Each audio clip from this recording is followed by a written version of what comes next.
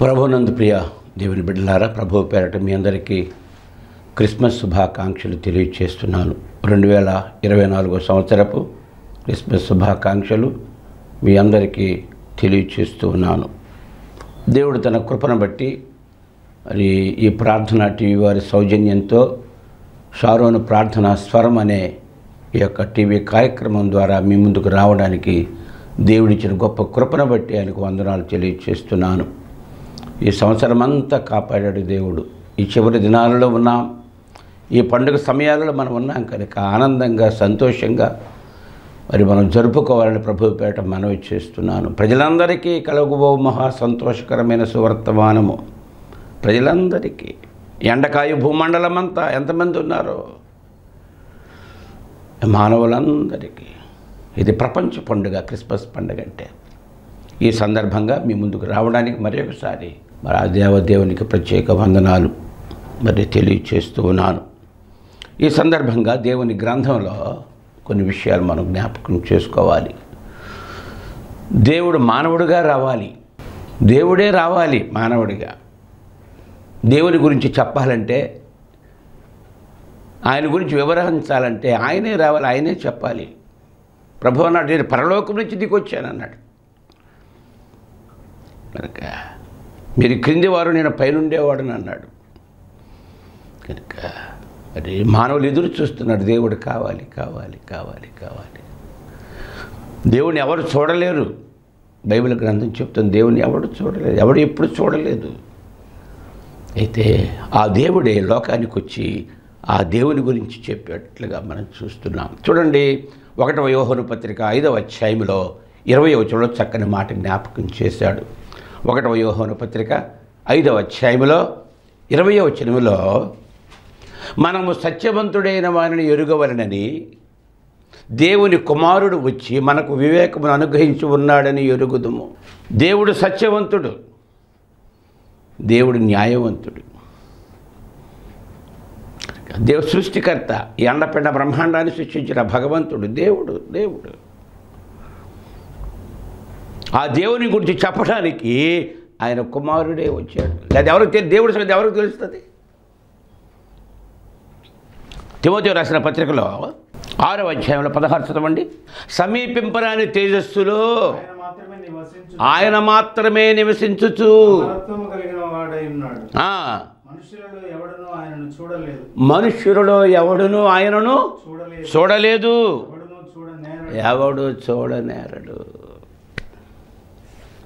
మళ్ళీ చదవండి ఒకసారి. మళ్ళీ సమీపింప మహాలోకములో, సర్వోన్నతమైన లోకములలో సమీపింపరాని తేజస్సులో ఆయన మాత్రమే వసించుచు అమరత్వము గల దేవుడు అమరుడు.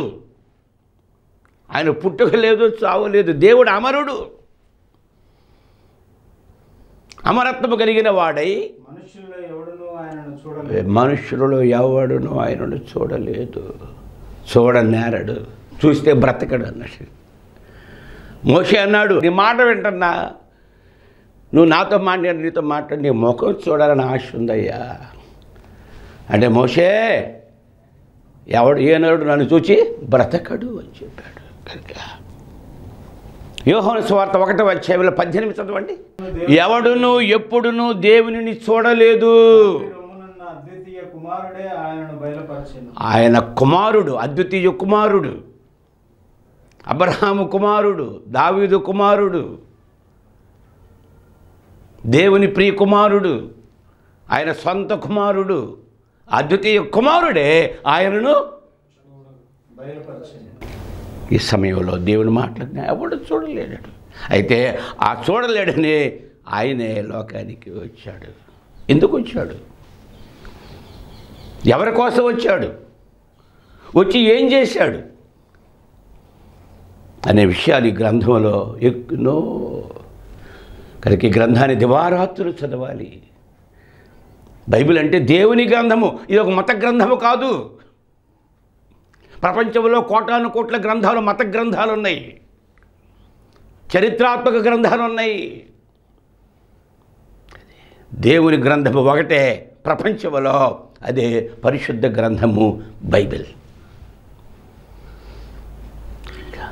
మనం చదవలేం. టైం ఏది మనకి ఎక్కడ సరిపోతుంది? టీవీ చూసేసరికి టైం అయిపోయాయి, సెల్ ఫోన్ చూసేసరికి టైం అయిపోయాయి. మా అమ్మాయిని అడిగాను ప్రొద్దున్న, అమ్మ ఒక ఆయన చెప్తున్నాడు, ఎవరైతే ప్రొద్దున్నే 5 గంటలకు లేస్తారో వాడు ఒక మహాత్ముడు అయిపోతాడట. ఎవరైతే ప్రొద్దున్నే 5 గంటలకు లేస్తారో వాడు గొప్పవాళ్ళు అయిపోతారట. గొప్పవాళ్ళందరూ ప్రొద్దున్నే లేచిపోయేవాళ్ళట. యేసుప్రభువు కూడా ఆయన పెందరకడ. దావీదు అంటాడు, నీ గ్రంథాన్ని చదవాలని నేను పెందలకడే నాకు ఆ కన్నులు తెరుచుకుందును అంటున్నాడు. రాత్రి జాములు కాకమునిపే నా కన్నులు తెరుచుకుందును. దేవదాసయ్య గారు చెప్పాడు, 3 గంటలకి వెళ్ళి చమ్మన్నాడు. ఆయన 2 గంటలకి లేచేవాడట. అయితే తొందరగా లేగాలంటే తొందరగా పడుకోవాలి. నేను 10 గంటలకు పడుకున్నా, 11 గంటలకు పడుకున్నా ఆరోగ్యమే మహాభాగ్యం అన్నాడు. ఈ ఆరోగ్యము, ఈ బలము, ఈ శక్తి, ఈ ఆయుష్ ఆయనివ్వాలి. మార్కెట్లో కొలికే వస్తువులు కావు ఇవి. యెహోవా యందు భయభక్తులు కలిగి ఉండుట జ్ఞానమునకు మూలము. యెహోవా యందు భయభక్తులు కలిగి ఉండుట తెలివికి మూలము. యెహోవా యందు భయభక్తులు కలుగుట దీర్ఘాయుషునకు కారణము. అది కలిగిన వాడు తృప్తుడై అపాయం లేకుండా బ్రతుకును. ఏమిటి మాటలు? 1 పేతురు రాసిన పత్రికలో 1వ అధ్యాయంలో 20వ వచనం చదువుదాం. క్రిస్మస్ అంటే అనుకున్న యేసు ప్రభు పుట్టాడు. ప్రభువే పుట్టెను పశువుల పాకలో అని. ప్రభువే పుట్టెను పశువుల పాకలో ప్రజల పాపములను పరిహరిం అని పాడుతూ ఉంటాడు. 1వ పేతురు రాసిన పత్రిక 1వ అధ్యాయంలో 20వ వచనం 20.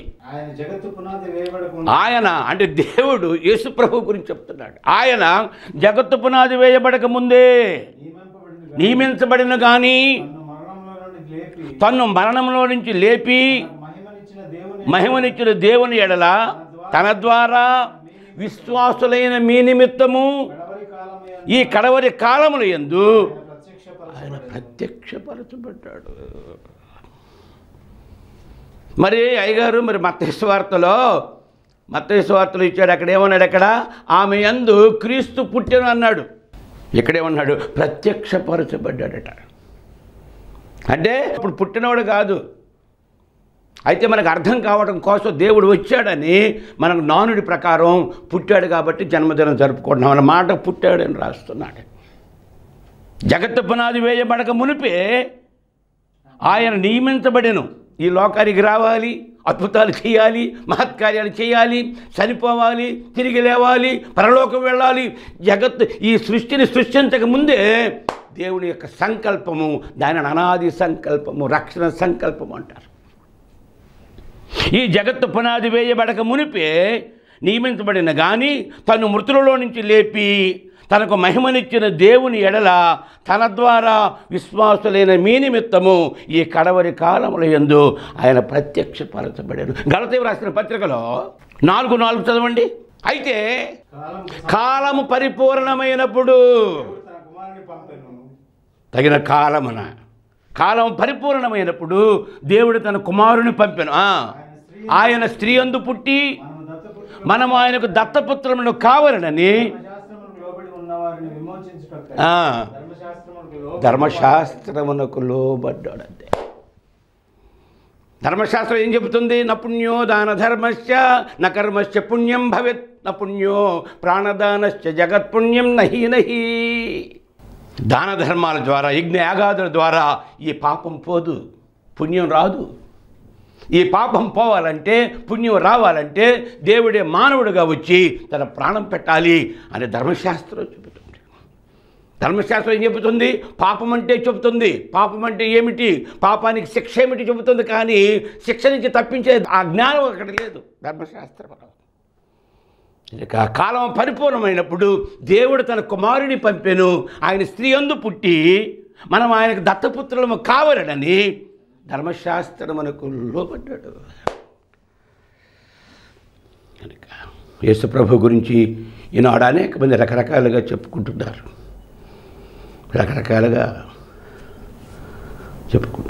ఆది యందు వాక్యం ఉండెను, వాక్యము దేవుని యొద్ద ఉండెను, ఆ వాక్యము దేవుడై ఉండెను. 14వ వచనములో ఆ వాక్యమే శరీరధారిగా కృప సత్య సంపూర్ణుడిగా మన మధ్యకు వచ్చి నివసించాడు.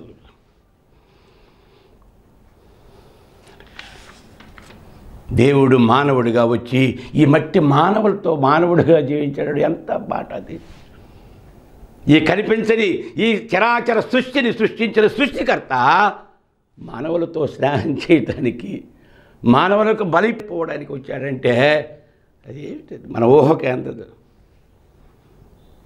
మట్టి మనుషులం మనం, అంతలో కనబడి అంతలో మాయమయ్యే ఆవిరి వంటి వాళ్ళం మనం. మన బ్రతికి ఎంత, మన జీవితం ఎంత, మన పరిశుద్ధత, మన నీతి ఎంత. అటువంటిది ఆయన జ్ఞానంతో మనం సరిపోల్చుకోగలమా?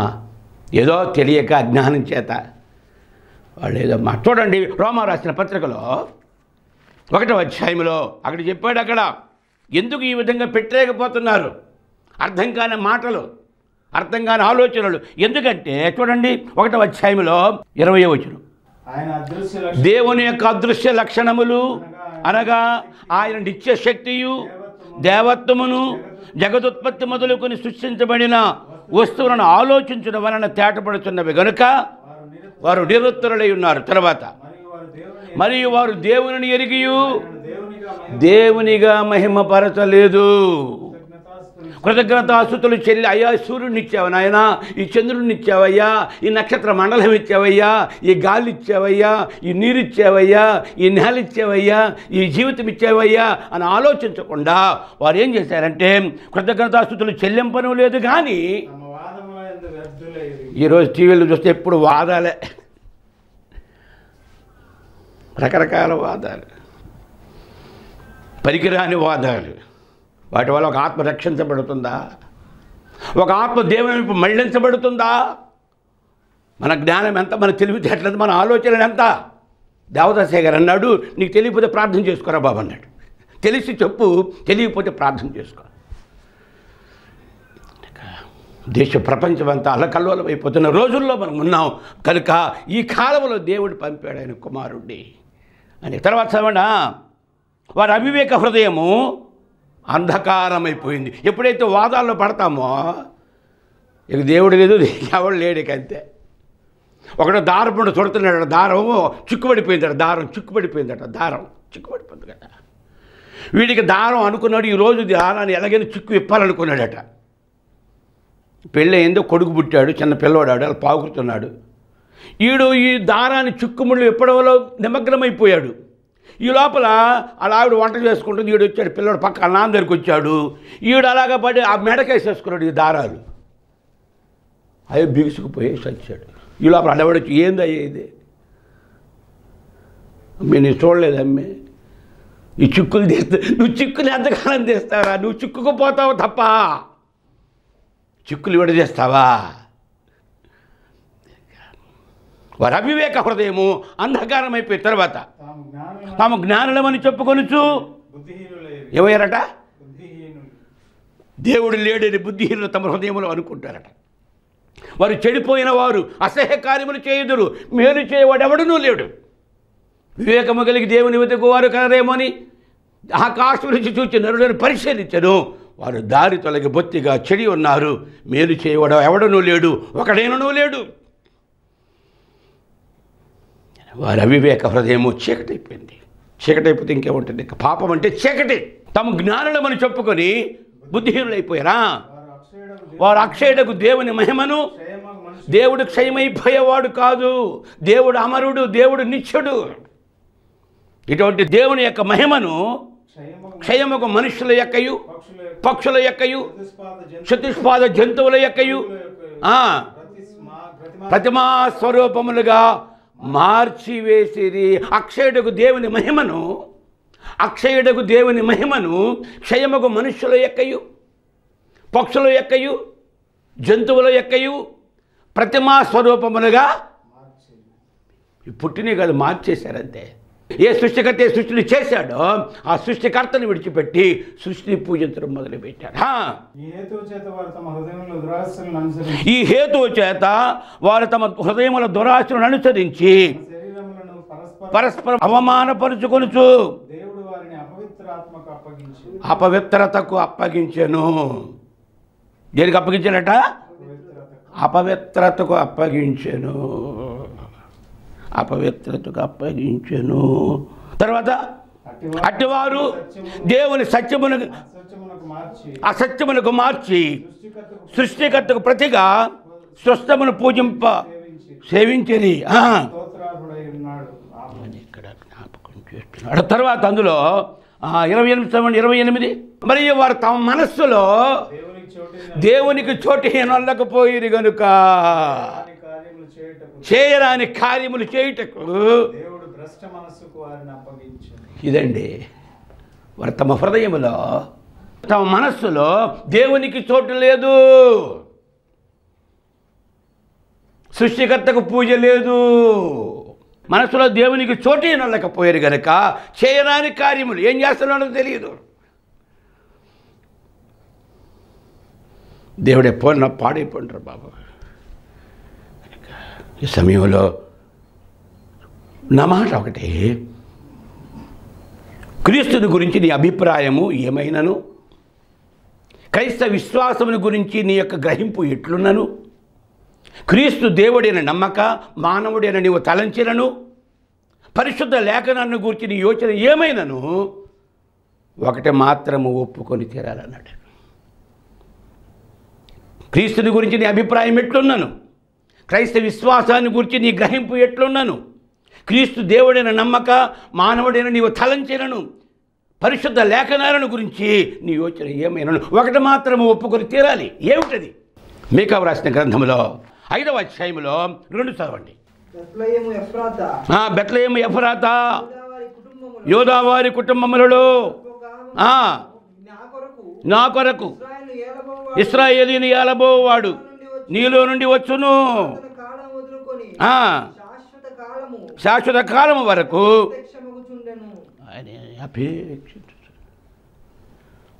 బెత్లెహేములో, పాలస్తీనా దేశములో, ఈ ప్రపంచం నడిబొడ్డులో దేవుడు మానవుడిగా పుట్టాడు.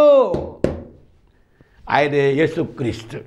యేసు అంటే రక్షకుడు, క్రీస్తు అంటే రక్షించడానికి అభిషేకం పొందినవాడు.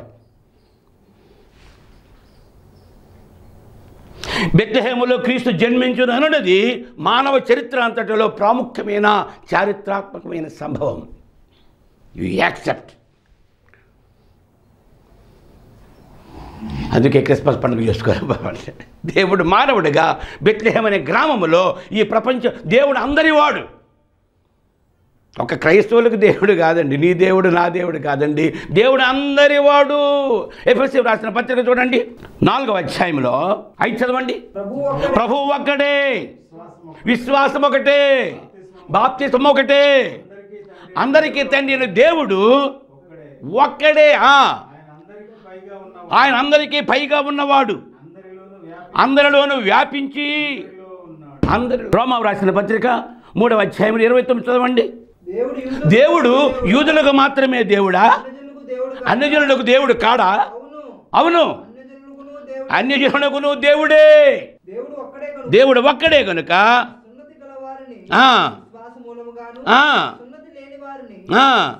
విశ్వాసము ద్వారాను మనందరికీ తండ్రి ఒక్కడే. బెత్లెహేములో క్రీస్తు జన్మించును అన్నది మానవ చరిత్ర అంతటిలో ప్రాముఖ్యమైన చారిత్రాత్మకమైన సంఘటన. నువ్వు నమ్మినా నమ్మకపోయినా చరిత్ర అది. రెండవది, భూలోకములో జన్మించిన వ్యక్తులందరిలో ముందుగా పరలోకములో జన్మించినది యేసయ్య మాత్రమే. ఒప్పుకోవాలి. ప్రభు అన్నాడు, నేను పరలోకం నుంచి వచ్చానన్నాడు ఆయన. మీరు యోహాను సువార్త చదివితే నేను పరలోకం నుంచి వచ్చాను, ఈ లోకం నాది కాదు. పిలాతు అడిగాడు, ఏమిటి నువ్వు రాజువా? నేను ఈ లోకానికి రాజుని కాదు, నా లోకం వేరు అన్నాడు. అది పరలోకము, మోక్షలోకము, కైవల్యము, నిత్య నివాసం. భూలోకంలో జన్మించిన వ్యక్తులందరిలో ముందుగా పరలోకంలో జీవించినది. చూడండి యోహాను సువార్త 6వ అధ్యాయం 38 చదవండి. యోహాను సువార్త 6వ అధ్యాయము 38వ వచనం. నా ఇష్టము నెరవేర్చుకున్నట్టు నేను రాలేదు, నన్ను పంపిన వాని చిత్తము నెరవేర్చుటకే పరలోకము నుండి దిగి వచ్చి తిని. అందులో 46 చదవండి. 46. దేవుని యొద్ద నుండి వచ్చేవాడు తప్ప మరి ఎవడును తండ్రిని చూచి ఉండలేదు, ఈయనే తండ్రిని చూచి ఉన్నాడు. అందులో ఆ 7వ అధ్యాయంలో 28 చదవండి. 7:28. కాగా యేసు దేవాలయంలో బోధించుతూ, మీరు నన్ను ఎరుగరు, మీరు నన్ను ఎరుగుదురు, నేను ఎక్కడ వాడునో ఎరుగుదురు, నా అంతట నేనే రాలేదు, నన్ను పంపినవాడు సత్యవంతుడు, ఆయనను మీరు ఎరుగరు, నేను ఆయన వద్ద వచ్చి తిని ఆయన నన్ను పంపిన కనుక నేను ఆయన ఎరుగుదురు. అక్కడి నుంచి వచ్చాను నేను, ఆయనే నేను.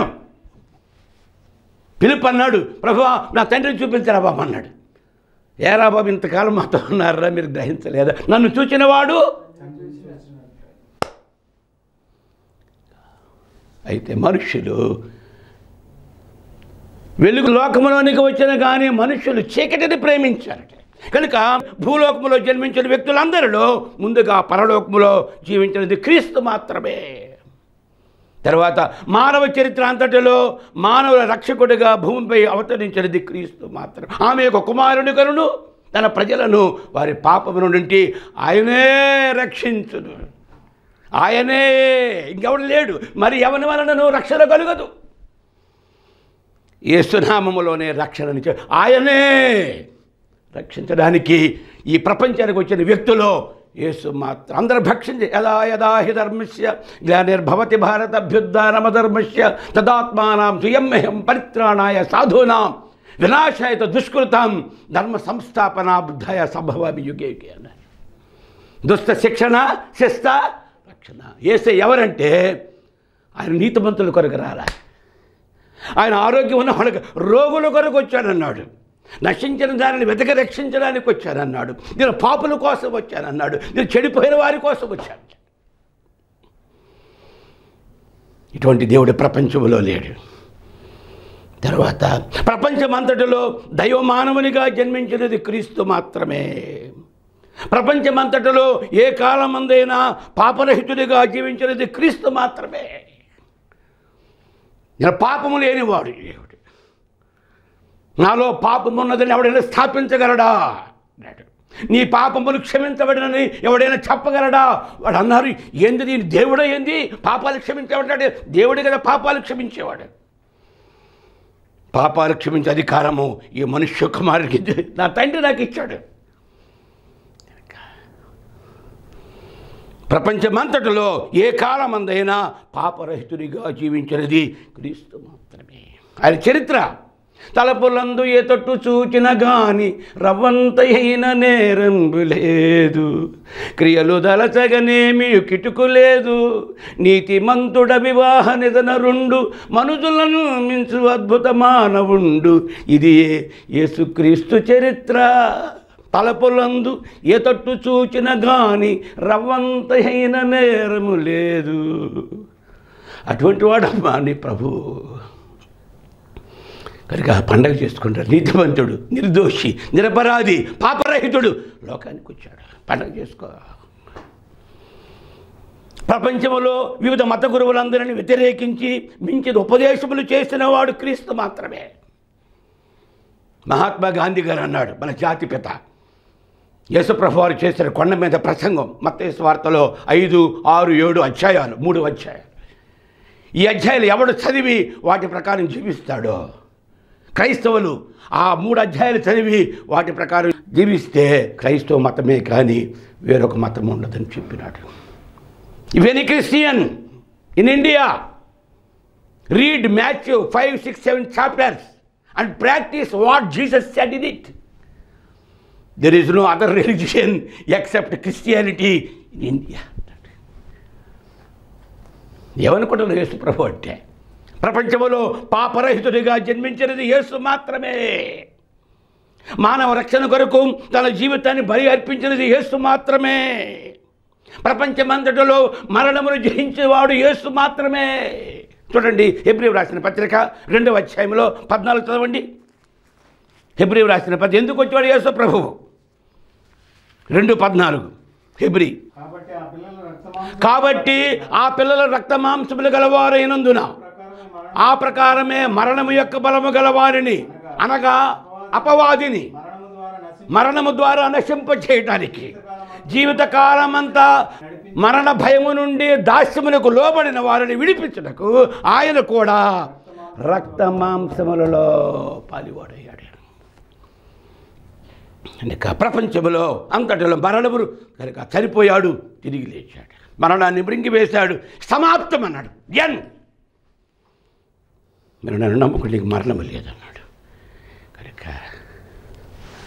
ప్రపంచమంతటిలో చివరిగా ఒక మాట, మానవాళికి పరమనున్న దేవుని సన్నిధికి మార్గమును తెలియచేసిన వాడు క్రీస్తు మాత్రం. నేనే మార్గము, పరలోకానికి ద్వారము, నా ద్వారా తప్ప ఎవడు పరలోకానికి వెళ్ళలేడు. నేనే మార్గము, ద్వారము పరలోకానికి. మానవాళికి పరమను దేవుని సన్నిధికి మార్గమును తెరిచిన వాడు క్రీస్తు మాత్రమే. కనుక సమయంలో క్రిస్మస్ పండుగ చేసుకో. క్రిస్మస్ పండుగ అంటే దేవుని ఆరాధించాలి. క్రిస్మస్ అంటే క్రీస్తుని ఆరాధించడం అని. దేవదూతలు ఆరాధించారు, కాపరులు ఆరాధించారు, జ్ఞానులు ఆరాధించారు, మరియమ్మ యేసేపులు ఆరాధించారు. మనం కూడా ప్రభువుని ఆరాధించడానికి దేవుడు మనం బ్రతికిస్తున్నాడు. మనమేమిటి? పరలోకంలో కోటాను కోట్ల దూతలు నిరంతరము దేవుడి పరిశుద్ధ గాన ప్రతిగానాలు చేస్తున్నారు బిడ్డ. కనుక 2024 సంవత్సరంలో దేవుడు మానవుడిగా వచ్చాడు. ఆయన యేసు ప్రభు అంటే ఆయన పిలుస్తున్నాడు. నా ఎందుకనండి నేను విశ్రాంతి ఇస్తానన్నాడు. అటువంటి దేవుణ్ణి నీ హృదయంలో చేర్చుకొని ఆయన బిడ్డగా సాగే ఆ కృప ఈ యొక్క 2024 సంవత్సర పండుగలో మీకు అనుగ్రహించునుగాక. దేవుడు మీ కుటుంబాలు దీవించునుగాక. చిన్న ప్రార్థన. మమ్మల్ని మిక్కిలిగా ప్రేమించిన మా పరలోకపు తండ్రి, యేసయ్యానికే స్తోత్రాలు చెల్లిస్తున్నాను. ఈ 2024 సంవత్సర పండుగలో ప్రభువా నీ బిడ్డలను కనికరించండి, కాపాడండి, నీ కృపకు పాత్రలుగా చేయండి. ఇంకెవరైతే నీకు దూరముగా ఉన్నారో వారిని ఆకర్షించి ఈ దీవెన భాగ్యాన్ని ప్రసాదించమని యేసయ్య శక్తి కలిగిన నామమును వేడుకొనుచున్నాను తండ్రి. ఆమేన్. మన ప్రభువును రక్షణ దేవుని కృపయు, తండ్రి దేవుని కృపయు, పరిశుద్ధాత్మ సహవాసము నిరంతరం మీకు మీ కుటుంబాలకు తోడుగా ఉండి అధికముగా వర్ధల చేయునుగాక. ఆమేన్.